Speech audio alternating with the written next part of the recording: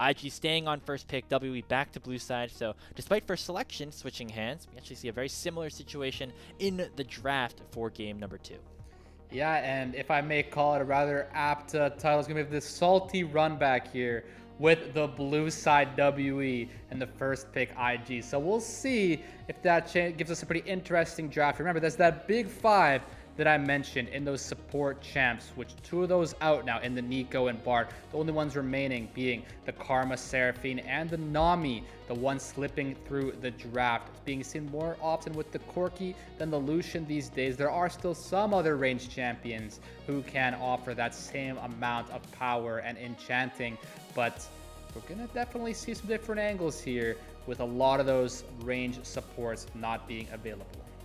Yeah, with the ban being dropped, it'll be IG locking in the Nocturne early on. This champion very good once he hits level 6, but underrated skirmisher at level 1 as well. The increased attack damage you get by throwing your Q actually ends up being pretty big, especially in these level 1 situations. So we'll see if Jwei and IG have some sort of answer into that. A large reason behind how WE have been losing some of these games is when Monki falls behind, and so that could be a strategy here for Invictus.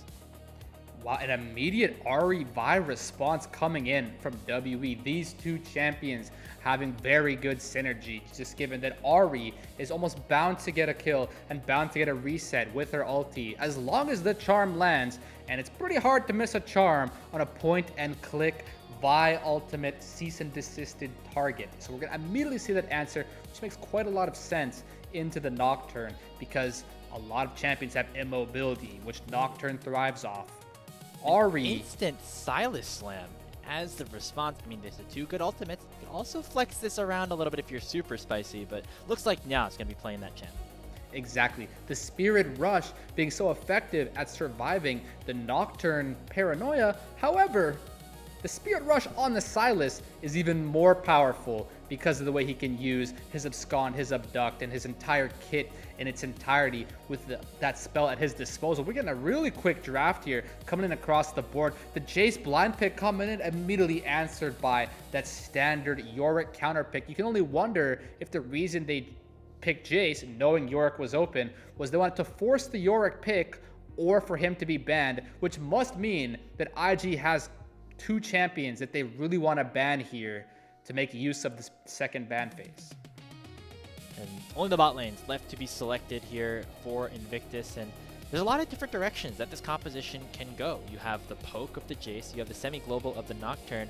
You could turn this into a full 5v5 composition, or it could be more of a 1-3-1 style with these solo laners and having the Nocturne run one way or the other. Obviously the Yorick here for Cube gonna put some sort of level of a hamper to that, but still a lot left to be determined as the AD carry pool begins to get pinched. Lucian, Xayah, and Caitlyn all taken off the board, and we'll see what this final ban is for IG before it goes back over to the WE side. Yeah, we're definitely going to get to see a pretty new and exciting iteration in the bot lane here, I would feel like, with all of these bans coming in. With both teams, I don't think I've seen this before, having their bot lanes undrafted until the second phase. There's so many champions out now for the bot lane, meaning that it's definitely going to not be the cream of the crop anymore. And we're going to have to see just how deep these people go into their pools. Nami still being open though, Grapes. That champion, I would feel like, has a lot of agency here, and almost that you would have to take away Corki if you're IG now. Yeah, but it's kind of a lose-lose situation because the Corki without the Nami, not necessarily the strongest 2v2 that IG could set up for themselves. Jachi and Mako, again, one of the strongest laning bottom lanes that we have in the LPL. So putting them on the back foot could be a bit of a disadvantage. So maybe you just handshake that the Corki's going to go about its way and try to find some sort of answer to it to round out IG's composition. A lot of those AD carries already have been pinched. The Yunara Lulu, though, has not been taken away, and so that likely will just be the selection here. Yeah, that's the thing with Lulu. She is also a really powerful enchanter pick, but kind of in that similar kind of e-dating situation with the Yunara, though. Like, you kind of want to pair those two up. You don't really want to split them up from one another. So we're going to get to see the Lulu and the Yunara come in tandem here to definitely be a powerful, potent bot lane in this current meta. Maybe it's something that can join that big five that I've been coming up with here. So we're gonna get to see, yeah, again, these are still, unfortunately, even after all the picks and bans with the Fearless in play as well, there are still even more champions left to be desired here. I can only wonder if on IG's side, the reason they chose to ban Lucian instead of Nami is maybe they wanted this to happen so that Nia can get access to that tidal wave, a really strong champion for a really strong ultimate for Sylas to hijack, and a pretty decent matchup that you can find yourselves in with the Yunara Lulu. It seems like both sides were happy with just handshaking this 2v2, which is why they banned all of the surrounding bottom laners except for the other, instead of the two that are considered the highest prio in the meta that were still left up and available. So it'll be Corki Nami against Yunara Lulu. I think the 1-3-1 for IG still definitely works, although you always have to worry about this Yorick just becoming a big threat. Back in Split 1, when WE was in Group Perseverance, Cube was 4-0 on this pick. Hasn't had as much success on it, although it's just because WE have not been winning that many games in general. But this is always something that he has up his sleeve, and he's in a good matchup to once again take advantage of what was probably the best matchup that he's had all season long. Yeah, this is really great for them because Cube getting to have himself in what is considered a pretty strong counter pick in the Yorick, one of his better champions as well, and definitely a champion who can warp the game around it, which is definitely going to be advantageous for WE to have, you know, a game state which can be hard to be in the full driver's seat of, as IG pretty much always got to worry about Yorick and his maiden in those side lanes. Let's see how that home crowd Xian is feeling going into game 2.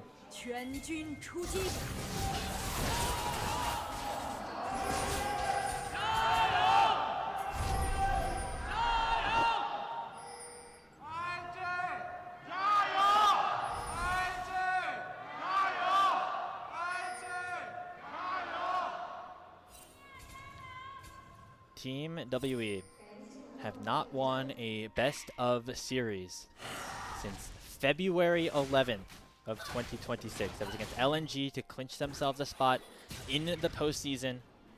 The last time they beat a team that is currently in Group Ascend was against NIP in January 25th. So it's been a long while. Can they pull it off here against Invictus Gaming? We already see an early invade of the Raptors for Jwei. He goes for a level 2 gank immediately onto Karis, who's level 1 and immediately incredibly pushed up. That is the flash being burned. We already have Monki just in the enemy jungle, so there's going to be no opportunity for IG to be punished for this. One more Q from Jwei, and that's an easy first blood for Invictus. That is a crazy level 1 start there, coming in from Jwei. And now on the Monki doesn't have Nocturne. smite. He's not done yet. He's going to be the same level, half HP, and Jwei just smites it away. Vault Breaker is not going to even be able to get Monki over the wall, and he has to burn the flash himself. Nia's on the way, and there's push on the top side. Abscond Abduct connects, and it's a disaster for Team WE to open game number 2. IG find 2 quick kills on their mid jungle. So much momentum that WE had coming in with really the cleanest game win that they've probably had. Well, because they've only had 2 in the entirety of this split, and all that momentum being stolen away off of Jwei and Nia's early game here. Really cheeky start from the Nocturne, the enemy Raptors into the immediate mid gank onto the overextended Karis, and you can't help but feel a little bit down for the WE fans. We got to see in the crowd right there, they're so desperate to try and see their team finally get a win. Ilya coming in with a really clutch translation. They saying that sign that we saw there, that today will be the day. And unfortunately, Jwei and Nia want this one today to absolutely not be that day, with the 1.5 gold lead before minute 3, Grapes. Yeah, not necessarily the day just yet, maybe later in the day when we get to game 3. But if you're WE, you have to know that that Nocturne play is coming. I mean, Jwei has to feel so happy that he has been invaded on against by Nocturne over and over again around his enemy Raptors. WE should have very much been aware of that and been able to set up Karis in a better position to just not immediately die to that gank level 1. A pretty big mistake from the Team WE mid laner, who again, despite the win, had a pretty rough game at number 1. And now they're going to continue to push the tempo here. Monki is only level 3. He's going to get immediately pressured out by Nia. as Karis is just forced under his tower. Speaking of pushed under his tower, that's exactly where Jwei and Mako find themselves here. The empowered Q not going to find the kill, and About gets a little bit back here for his team.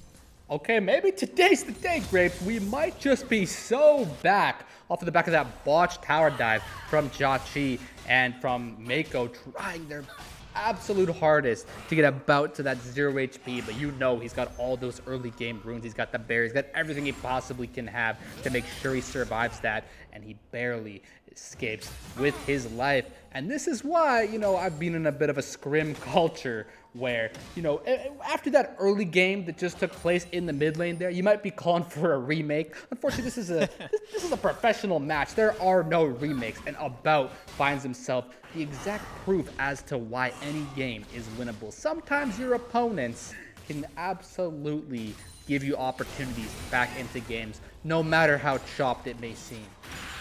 Still a long way back for that to happen, though, as IG are still up about 1,000 gold. A lot of that towards the top side of the map. About gonna have to continue to scale up into this matchup, and Jwei will be happy enough doing the same. So, still not the greatest start for Team WE, but perhaps a little bit of a breath of life with the help of their bottom lane, who again got their first win of the season against JDG off of a very similar failed dive attempt onto the bottom lane that got About ahead. Maybe this is another opportunity for him to be that main carry for the team. Exactly, and there's just so much to talk on when it comes to this.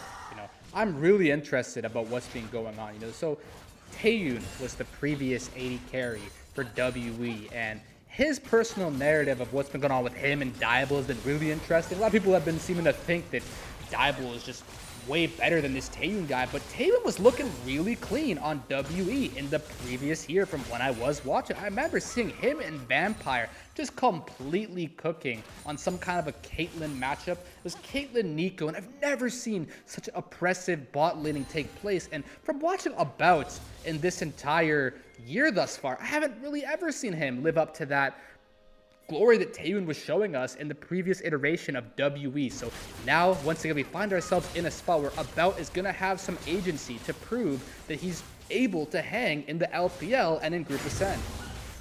Not having a ton of agency so far in this 2v2, though, despite getting that early kill, once again getting pushed into his own tower, and that allows for Jwei to go for his second invade on the enemy Raptors, hitting level 6 before Monki is even a camp into 5. Getting that paranoia early crucial here as the Nocturne, speaking of having an ultimate, that's what Nya has with the Spirit Rush stolen away. Gonna be able to get chunk damage down onto Karis. Still has another opportunity to maybe go forward, but will be that first Drake picked up for Invictus. First Drake for Invictus, and of course, you know, based on just how extremely one-sided that early game was for the mid jungle, it's going to be really hard to ever find your footing here back into the game as the WE mid jungle. Karis even opting for the Ignite, which personally, as any champion laning into the Sylas, it's a really clever opportunity to take the Ignite, getting that grievous wound, but Monki here not even level 6. Oh man, he goes for the red buff again. He actually gets it this time, but just going to be matched by a punish from Breathe, who sacks a wave to be able to pick that kill up onto the Vi. Now in the bottom lane, Jwei going for another dive, going to die once more, but this time he takes About's life in the process. Yeah. RL flashes forward with the ebb and flow, picks up a double kill on the Nami. And that is the Giga Chad Nami gameplay that we signed up for Arha down here. Let's go. That's really, really big to get that gold onto the Nami here, because this champion, once it gets that Imperial mandate, just such a huge spike, which, again, to bring back the previous point, might enable About to get a bit more agency into this game. But you know what goes on here? The level 6 is dinged for Jwei, and the Nocturnal Paranoia might even make things a little more complicated in trading back as well. But more combat crepes. Ooh, Monki's still level 5. Doesn't have that cease and desist, and Nya does. And that means that Monki will die for the third time this game. WE going to try to capitalize, though. Nya flashes away from the Q and allowed to survive with the help of Mako, who throws the Wild Growth on top of him. And so Team WE once again lose their jungler, as the grubs are available in 4 ways to take. Yeah, both supports fully showing up there to this random skirmish taking place near the Wolf Pit. Monki not really getting to have nearly as much of a fun time this time around compared to that previous game on the Lee Sin. It's going to be up to a lot of his teammates to pick up a lot of this slack that's coming here from the jungling, from the mid, and the mid jungle here from WE. It's really not looking too good. 4 deaths already, 0 and 4 for Monki and Karis. Arha gonna have to be able to find himself timers around the map to really make up for that. Yeah, he got 2 kills right now, leading the team. He was a mid laner in a previous lifetime, so maybe he can use some of that carry knowledge to his advantage. As Monki hits level 6 about 2.5 minutes after his opposing jungler does. That's never where you want to be in a game of League of Legends. But bot lane for WE has had its way recently, and so it's going to allow to get a couple of plates. Monki steals away a Gromp, finally getting a little bit of revenge off of the counter jungling situation. This is a really nice turn for WE. They're getting a lot of gold from the plate, from the Gromp as well. That's going to help them catch up quite a bit. You just want to make sure you fade any kind of paranoia look that could come in here. Now that you invested that timer from Monki, from Karis, you're not nearly going to have the proximity to protect about if Jwei or even Nya wants to make some aggression down towards him. But really nice to pick up that plate gold, progress your quest even further. And the quests finish really early now as of the mid-season patch update, which means as the AD carrier is going to be generating so much more gold so much more quickly, thanks to the fact that they're able to have some proactivity down here. And once this Trinity Force is picked up for a bout, he's going to do ridiculous damage from the buffs Arha can give him. Yeah, those empowered auto attacks with the E combined with just having extra true damage on the Corki passive. Exactly why you go this matchup, or go this 2v2 bot lane, I should say. It was always Lucian Nami, right? And now Corki kind of taking over that control. As now Monki looking to try to make something happen. He has the cease and desist finally. Puts it on to Jachi. He dodges away from the tidal wave though with Wild Growth still on top of him. Lands the Aqua Prison. Monki, you do not want to go back in there, my brother. He ends up backing away. But burns a couple of crucial ultimates as well as the barrier off of the IG-80 carry.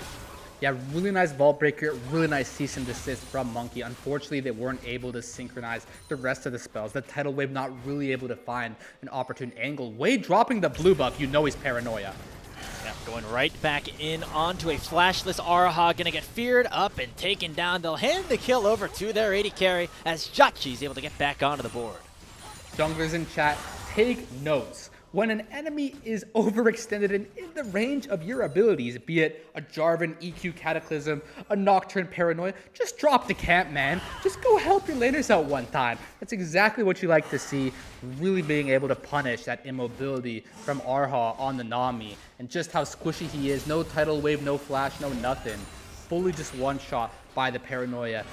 You can eat the camp later. You can't always eat the champion.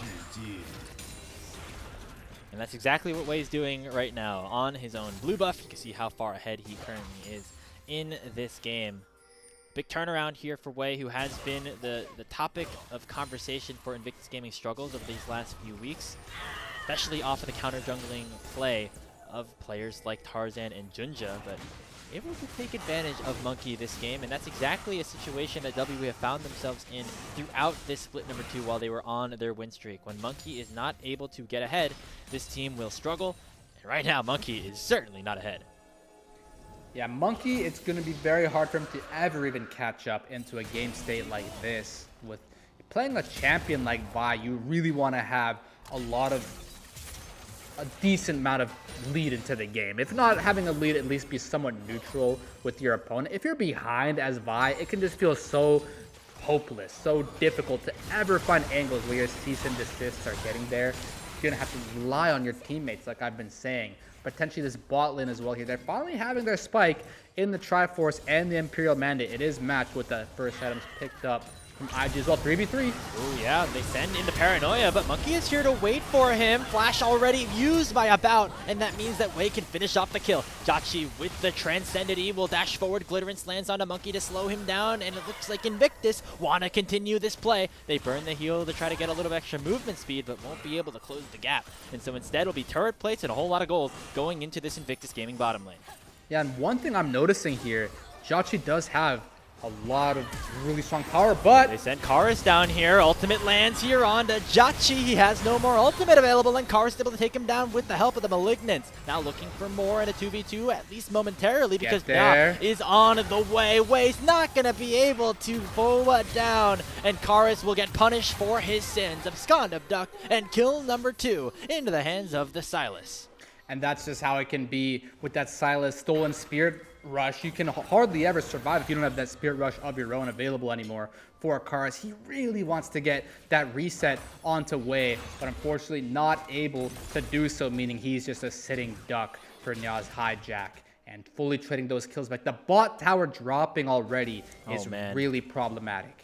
And with the Hexblade, Jwei has his Paranoia already off of cooldown and will look to go towards a flashless about once more. Once in the bot lane, once in the mid lane. The result should be the same. Jwei gets another kill, and IG are rolling here in game number 2. Yeah, and you see Jwei in the player cam there. He's hyped. He's on his ball right now. Full A game being shown here from Jwei ever since that early game. Cheese, if I may call it. Really cheeky, really clever, and this game is just so hard to play. This is a Jwei MVP angle if I have ever seen one. How he has played out these fights, just been exceptional. He's 5-0-5, looking for another invade onto Monki, and it's been all IG's jungler here, the only player remaining from that split 1 roster.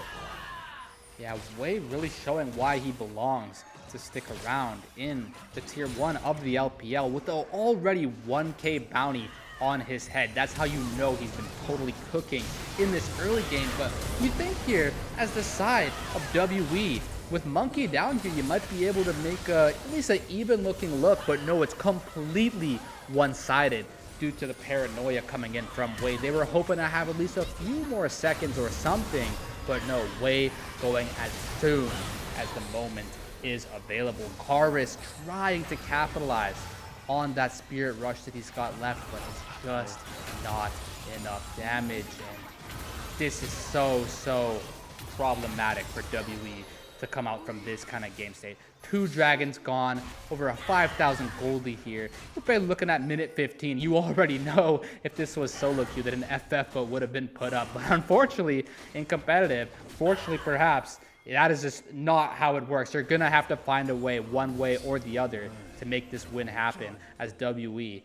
And you got to get that series win. We've seen this before. Unfortunately, from this position, it's just so very difficult. Yeah, I mean, 6,000 gold in 18 minutes. There's comebackable angles, and then there's this game. They're going to really pull a rabbit out of a hat on this one, and that's what Monki's going to try to do here. Landing that cease and desist onto Mako. That's a nice kill given over to Team WE. But it is a big price to pay with the amount of stuff that is also happening on the other side of the map. You have Jwei currently pushing Karis underneath his own tower, and Breed nearly gets a tier 1 of his own. Sure, the objective bounties are nice, but IG will be happy trading 2 turrets for 1. The thing is, though, like, with this Nocturne champion having such a big lead, having these 2 items in particular, it can just be so oppressive to ever possibly come back. I mean, sure, they found themselves a pretty good look, all things considered, getting Mako and getting the bot tower down there, but that was probably one of the only few opportunities that they're going to have. The problem is, if you ever try and have numbers making a play like that into one of the side lanes, at any given moment, Jwei can just show up and completely turn the tides of that fight. And you can't even extend far up at all as any of these champions. Even as Cube, you're going to get completely eradicated by the slows and crowd control that Jwei will be able to provide for Breathe to follow up on the damage. And it's just so hard to ever find opportunities. You want to contest this Drake, but your composition is just not cut out for this. Yeah, if I'm WE, this is a give soul point angle. Maybe fight for soul. Maybe don't. I mean, Hextech is OP, so you probably have to. And just kind of let Cube do his thing in the side lane, right? He's playing the York. Maybe the rest of the team is pushed too far up on this mid lane, though, as Jwei once again finds the Paranoia onto the Nami. And both bottom lane members are immediately taken down. Breed comes in with a teleport of his own, and it should be just an easy wipe for Team IG. WE only have their top laner left alive as Cube teleports all too late. And IG in a great position here once more.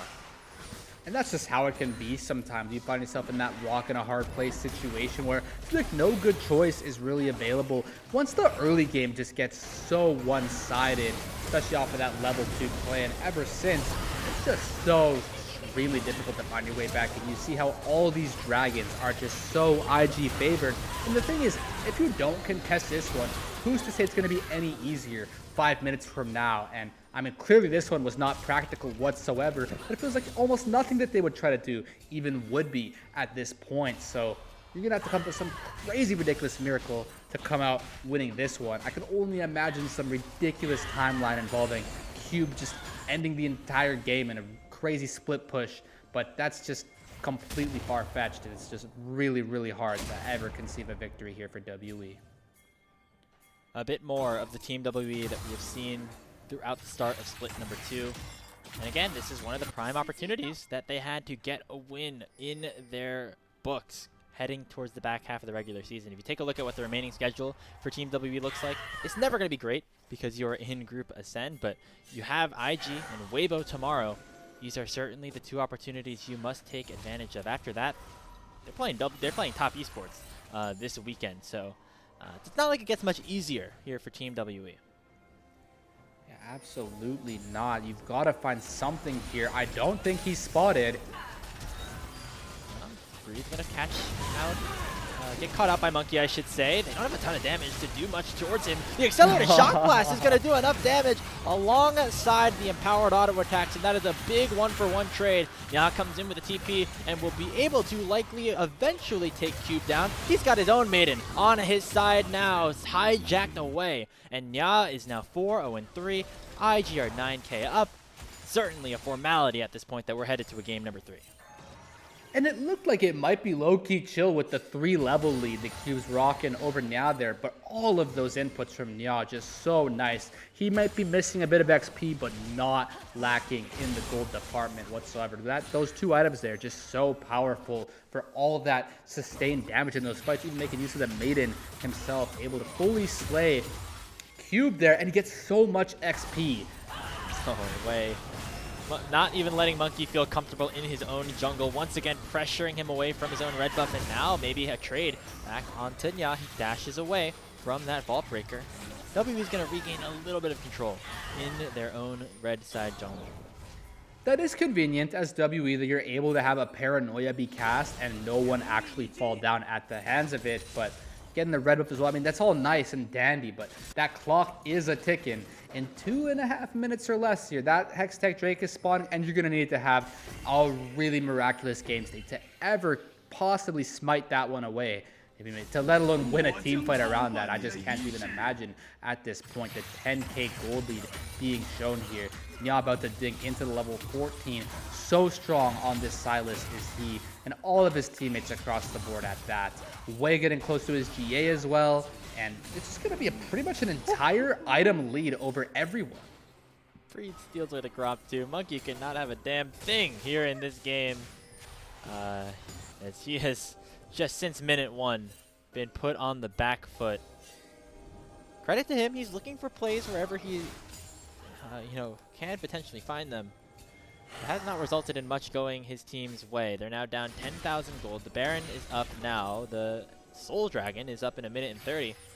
It's not like W are going to feel comfortable fighting that one, even if they do get a couple of those items completed. Yeah, frankly speaking, I think Monki has been low-key looking pretty fine this game. His vibe mechanics were pretty decent, even that bot lane look, but here we go again. Fighting mid again. Jwei immediately goes in with the paranoia, chunks down about, Nya finishes the job, and Arha will be the next target. WE underneath their own base, but not even that. It's going to be safe from the wrath of this Silas, the rookie mid laner for IG, putting on a show. As IG win another fight, they claim the inhibitor. Screw the soul, they could be looking for more. Yeah, they're looking for the speed run end here, minute 22. And I don't think you can even stop this. Jace does so much damage to these towers, as does Yunara and Silas. How can you ever defend this? They do not like those odds one damn bit. Monki dashes forward, gonna be able to be taken down before he even reaches the middle of his own fountain. And that's the Nexus gone in 23 minutes time. Invictus Gaming wipe the floor with WE and send us to a game 3. And it's just like that. they were really offended to even drop a game to WE apparently, and fully restake their claim in this series, showing that they are a team that deserves to be well above WE in the standings. And I can't help but feel like a lot of that was just off of that level 2. This is that crazy, early game shenanigans that can take place, particularly with champions who start the Raptors like the Nocturne. And as Karis there, I suppose you just got to be a bit more cognizant of that possibility. It just completely swung the game wide open. Monki didn't even have his flash on the, or his smite rather, on the red buff. I'm curious what's going on there. We got to take another look at that as Team WE, because hey, you don't need to lose all your momentum just yet. You completely outplayed these guys in game 1. Game 2, it just does feel like a lot of it is off of the back of that level 2 play. Clean that up. You've got yourselves a chance here to still get that first series win. Just maybe. Just know that the Nocturne can do that. I mean, even just thinking about how that level 1 formed, Karis was so far pushed up. Obviously, you're the range versus melee matchups. You want to try to take advantage, but at least cheat towards your top side where you know your jungler is. Not the best start, and certainly not the best finish for Team WE, who dropped the second game in under 23 minutes that they've had all season. All on the production staff able to tell us that WE also lost the game in 22-37 to Ninjas of Pajamas earlier on this season. So not the fastest game of the year, but it was damn well close, in IG with a big boost of confidence after what was a pretty disastrous game number 1. I guess that's just the WE dichotomy, They can give you all the hope in the world, and then the very next game they can try and break their own records of just how quickly they can be stomped. So we really want to see in game 3 that iteration that we've seen in game 1 versus JDG and in game 1 in this series tonight, where they have what it takes in the skills of these players. They just need the game to not get completely cooked and just find themselves some opportunities of their own. Yeah, I mean, again, what we've known about this WV team since this top side of Cube, Monki, and Karis came together at the start of 2025 is they might fall behind in a lot of situations. They might be down a little bit. I mean, you just can't be down 10k gold. You can fight back in these team fights. This is a team that knows how to do that. We saw it in that first game. Couldn't see it in the second game because it just got too out of control too quick. And Invictus Gaming win almost, a perfect game, a clean sweep in terms of the objectives. Of course, they give some kills over. When you take a look at who really stepped up, it was this mid jungle. It's Jwei, one of the most experienced players that this team has outside of Mako, and then Ya in the mid lane, making a real good work of Karis in just his 3rd ever competitive series at the tier 1 level. Yeah, in my eyes, it's practically got to be the Jwei MVP here. Not only is he completely warping the early game in their favor with the way he played that one out, but also just setting up all these plays in the bot lane with the paranoia, just making it so difficult for About and Arha to ever utilize that lead that they were given, and fully putting the game back into IG's favor. So good. Not only getting that first blood, but even making sure Monki gets second blooded here as well. Just after this, like I said, you low-key just feel like remaking if it's not a stage match, but it is a stage match. So you're not really it's very difficult to ever come back from a start like this. Your mid laner doesn't even have teleport, so he just dies. He can't even get back to lane quickly. It's just so very cooked. Really good looks here off of the entirety of IG. Their bot lane had some trade kills like this. It is what it was, but Bree there in the top lane even holding it down nicely, and across the board they just outplayed WE. That's just the bottom line fact. You got to find another look here. A draft where you have similar agency to game 1 of Monki's Lee Sin. The Vi you would think would have that, but unfortunately the cease and desist just isn't really able to offer nearly as much as that Lee Sin early game kind of does. Yeah, this game, funnily enough, perfect example or metaphor for what IG's bot lane has been. They've been able to generate these lane leads in terms of just like shoving waves under tower, and then sometimes Jachi has a little bit too much fun, and they end up dying a couple times too many. Didn't end up mattering in this game though, as About and Arha, as you mentioned, weren't nearly as far ahead as the mid jungle for Invictus ended up becoming, and because of that, results in a pretty easy win for IG. I feel like both sides can kind of chalk this one up as just like, yeah, this game was over at 2 minutes. Maybe that ends up working out in WE's favor because they can just quickly wipe this one off the board and go right back to the drawing board in terms of what they want to do to try to pick up their first series win. Yeah, I truly think that could be the case, because just from experience, when something just goes so amiss and it's just so extremely game breaking that happens that early, and it's just something you can completely circumvent just by changing up your level 1 ever so slightly, the way that you ward, the way that you position, etc., even your comms, you can just disregard this defeat as it being that, and you can really just keep in mind that game 1 performance that you did show. The fact that you even did have that happen, that felt like more of the real game than this one. So if anything, you would hope that the WE players are able to stay on that mentality and use that kind of momentum that they did previously have, just channel a bit more of that, and draft according to that, play level 1 and 2 according to that, and see if this game 3, the ultimate test at that, is going to be able to get them over the edge.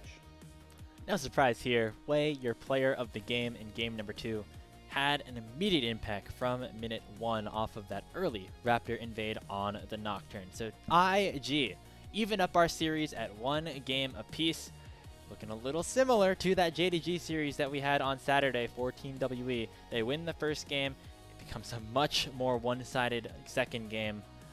Will the tides change in the decisive game number 3? Only time will tell, and speaking of time, we're going to take a few short minutes on this commercial break. We'll be right back with the draft of game number 3.